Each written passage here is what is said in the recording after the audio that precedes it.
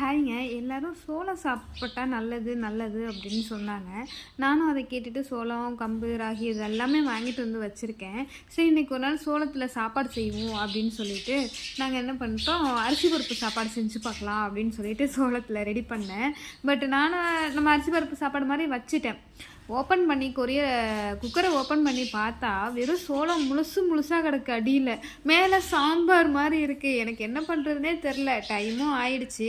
சரி என்ன பண்ணலாம் அப்படின்ட்டு சாம்பாரை மட்டும் அப்படியே ஒரு குண்டானில் எடுத்து ஊற்றிட்டு அடியில் உள்ளதை மிக்சியில் போட்டு ஒரு ஓட்டை ஓட்டி மறுபடியும் அதில் எடுத்து ஊற்றி அதெல்லாம் கொதிக்க வச்சு எப்படியும் ஒரு கூலாட்டம் ஆக்கி கொண்டு வந்துட்டேங்க. நான் ஒன்று நினச்சேன், ஆனால் அது ஒன்று நடந்துச்சு. என்ன பண்ணுறது, தெரிஞ்சதை மட்டும்தான் சமைக்கணும், தெரியாததை விட்டுறணுன்ற ஒரு நிலைமைக்கே நான் போயிட்டேன்.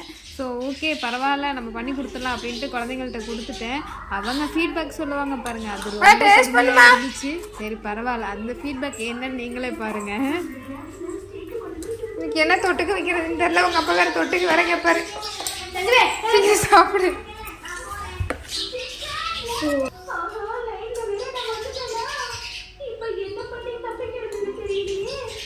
நல்லா இருக்குல்ல? வீடியோக்காக சொல்லக்கூடாது, நிஜமாலே சொல்லு. நல்லா இருக்கா? ஓரளவுக்கு நல்லதா இருக்கா? காலக்கு 100க்கு